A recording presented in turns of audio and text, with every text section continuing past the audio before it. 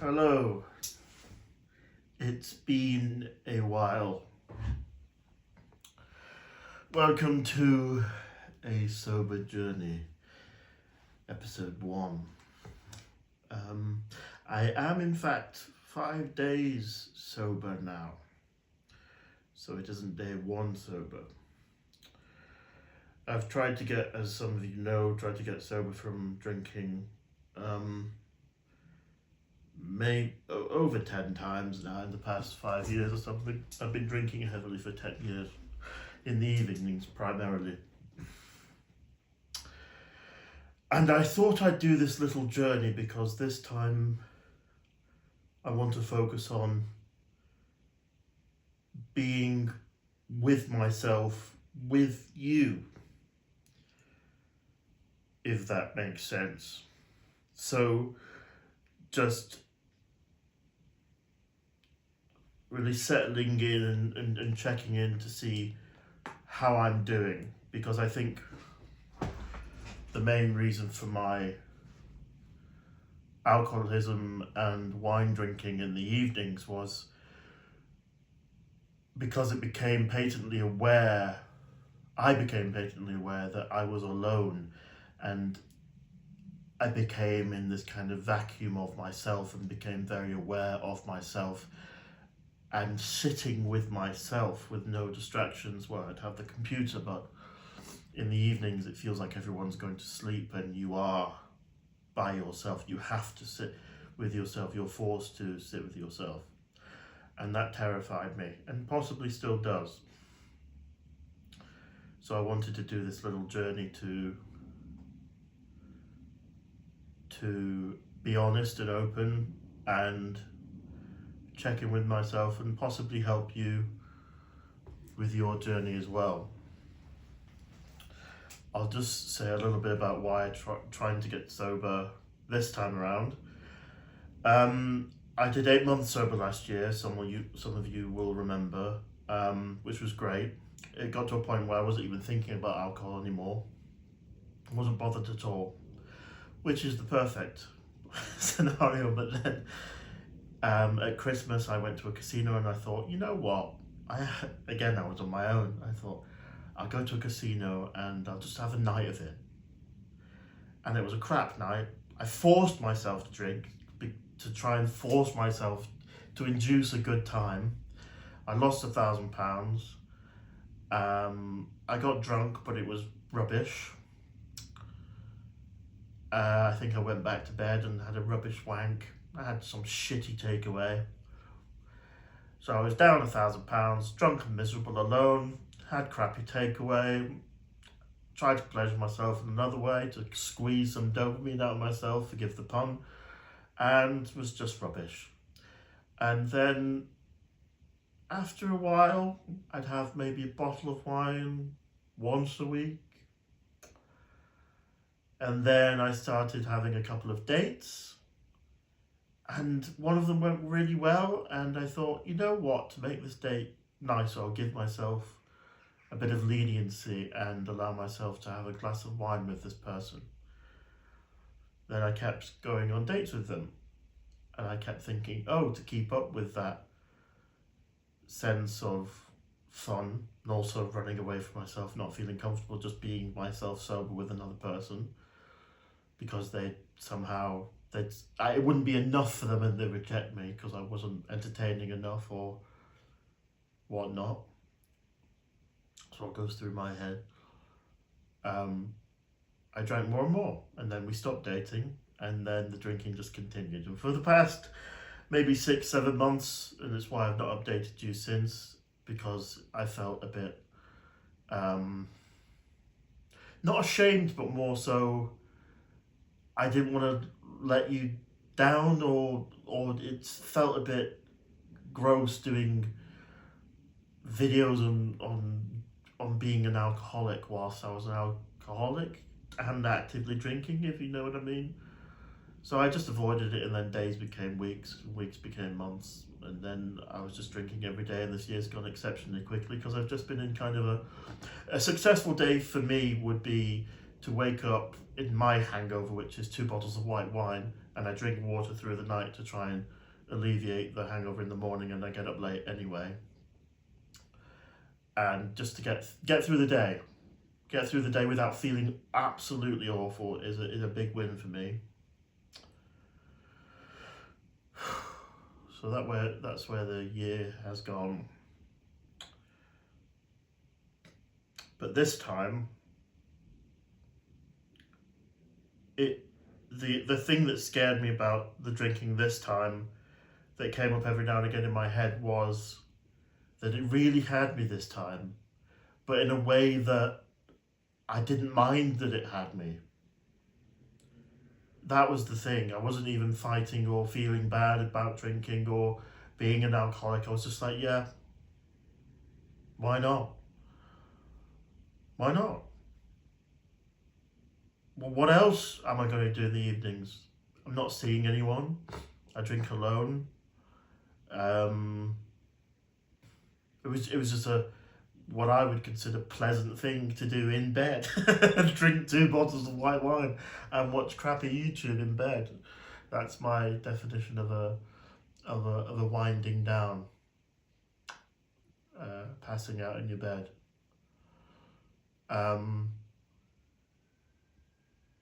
But yeah, as I said, the scary thing is it wasn't bothering me anymore. And I was waking up some days when my liver was hurting. And my memory's going.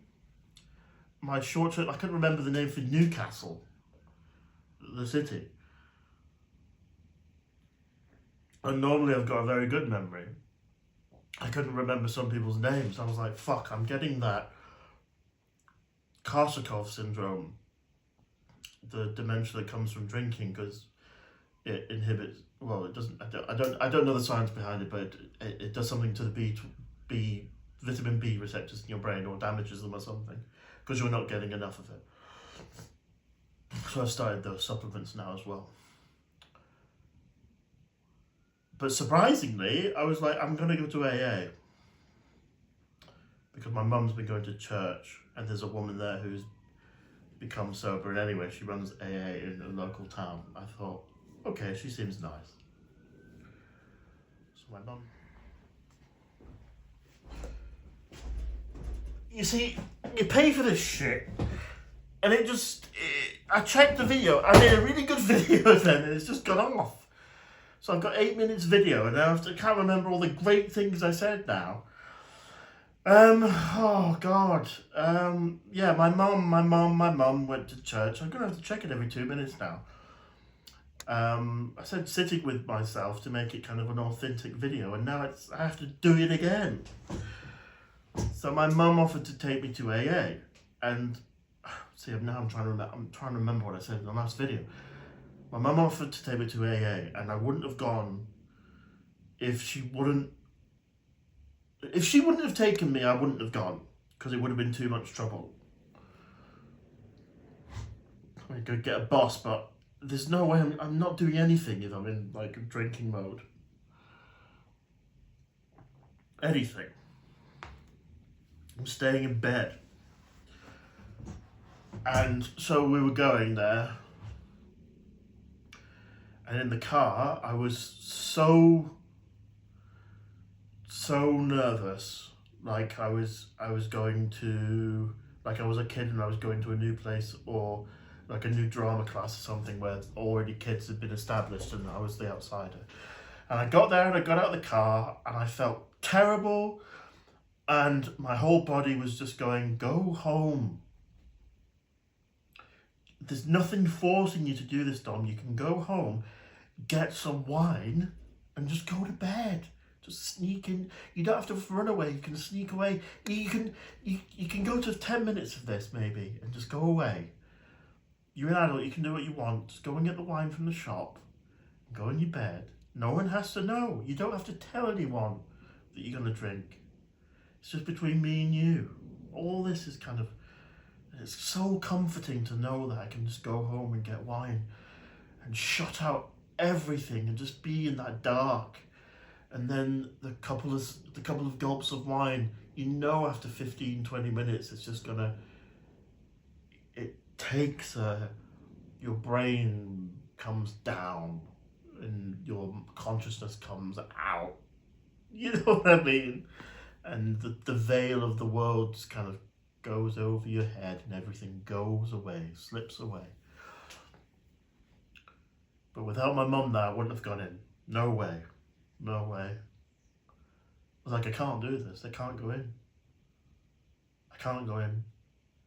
And because there was men, like strong, like buildery men outside smoking, my fight or flight was just like, they're all gonna laugh at you. They're all gonna laugh at you because you look a bit weird.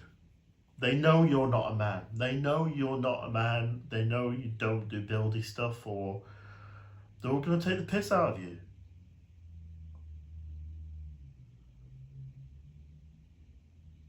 But when I got to the door, a man hugged me. And a woman hugged me. And I went in, it was a church, and it was a huge circle of mainly men in this room, a huge circle. And I went to the kitchen, I got some, well, I didn't get some cake, but they offered me a brew, and I said, well, coffee, and I said, yeah. And I went back in and sat down with my mum, and I started crying. I was just crying. I don't know why, I just felt,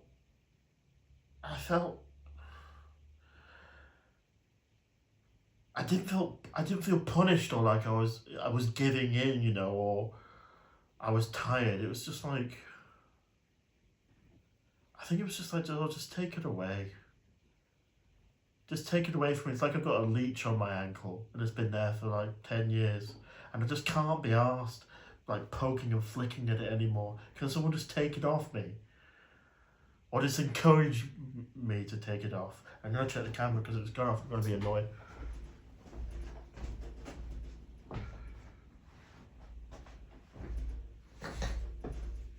It's still going. And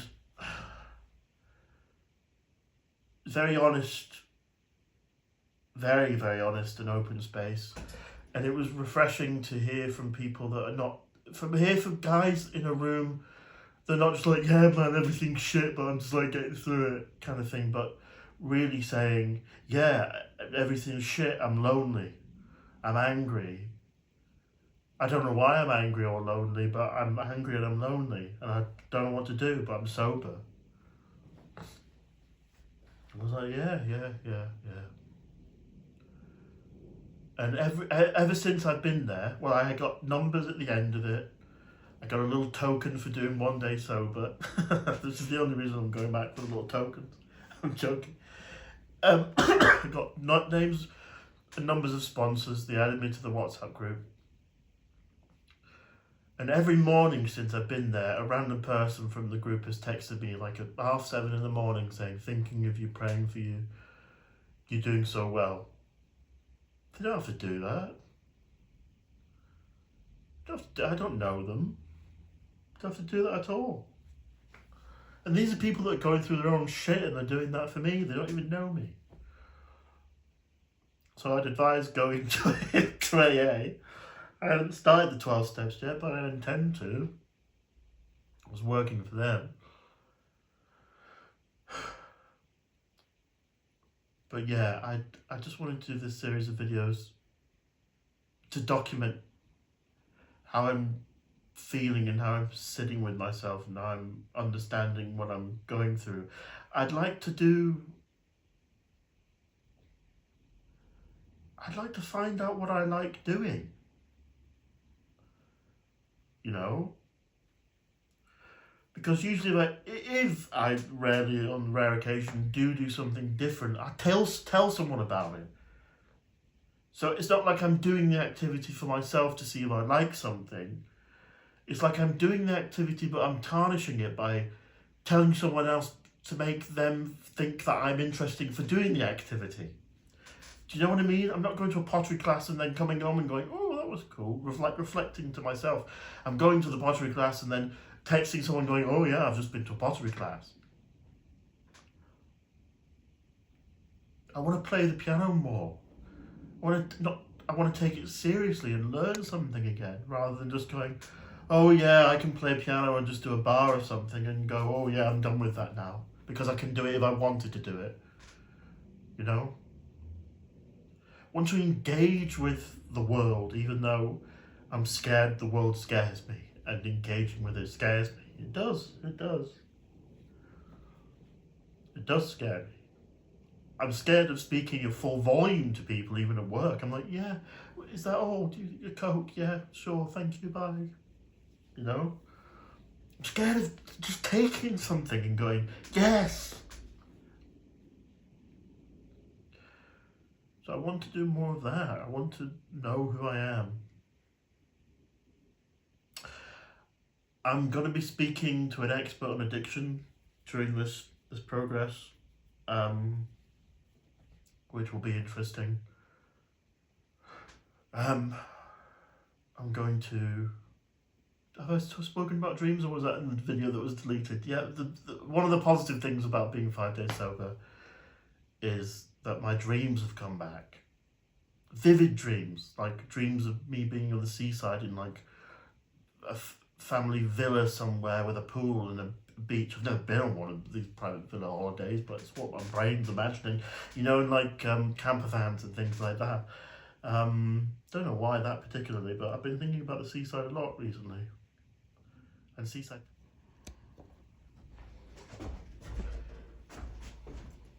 Did it again, I don't know why it does it. It's a very expensive phone, but I said seaside towns.